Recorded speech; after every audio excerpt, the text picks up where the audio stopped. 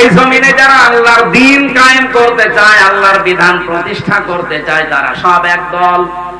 এবং আল্লাহর আইনের বাইরে যারা মানুষের তৈরি করা বিধান কায়েম করতে চায়, এরা এক কথায় শয়তানের দল। এখন আপনার সিদ্ধান্ত, আপনার কাছে কোনটায় যাবেন। আল্লাহর দলে থাকলে বিজয় হলেও আপনার লাভ, যদি হেরে যান তাও লাভ। আর শয়তানের দলে থাকলে হয়তো টাটকা কিছু সুখ পেতে পারে, আজীবন আপনাকে জাহান্নামের আগুনে থাকা লাগবে।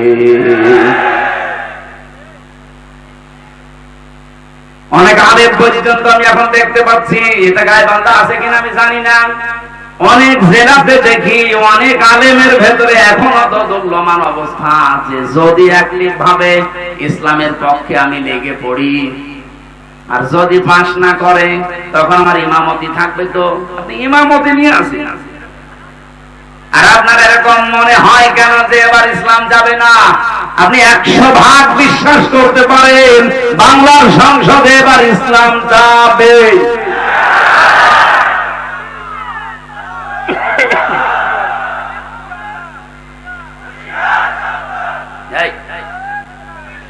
আমি যে যাবেই বললাম, এটা আমি নিজের ইচ্ছাই বলেছি না। সূরা আলে ইমরানে এসেছে, ওয়ালা তাহিনু ওয়ালা তাহজানু ওয়া আনতুমুল আ'লাউনা ইন কুনতুম মুমিনিন। আল্লাহ বলেন কোনো ভয় নেই, কোনো চিন্তা নেই।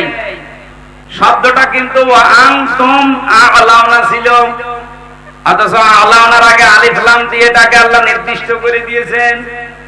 আরবি গ্রামারের নিয়ম অনুযায়ী মুবতাদা যদি মারিফা হয়, খবর হওয়ার কথা সব সময় নাকিরা অনির্দিষ্ট। অথচ আল্লাহ এখানে আলিফ লাম দিয়ে এইটাকেও নাকিরাকে মারিফা বানিয়ে দিয়েছেন, নির্দিষ্ট করে দিলেন। খবর যদি কোনো সময় মারিফা নির্দিষ্ট হয়ে যায়, তাহলে ইফিদুল হাসরা, হাসরের ফায়দা দেয়, বাংলা অর্থ দাঁড়ায় হবে। আল্লাহ বলেন তোমরা বিজয়ী হবে ইন কুনতুম মুমিনিন। একটা শর্ত দিলাম, মুমিন হওয়া লাগবে। এই জন্য আপনাকে বারবার আমি জানাচ্ছি যে আপনি দোদুল্যমান অবস্থায় থাকবেন না, হয় ইসলামের পক্ষে থাকবেন, না আপনি বেঈমানের পক্ষে থাকবেন। এটা এখন ফাইনাল সিদ্ধান্ত আপনাকে আজকেই নেওয়া লাগবে, নয়তো ইসলাম যদি এসে যায়, আপনি এই যে সাপোর্ট করছেন না, তখন বিপদে পড়বেন। আর আল্লাহর কসম এবার ইসলাম আসবে, কারণ যে ঝড় উঠেছে।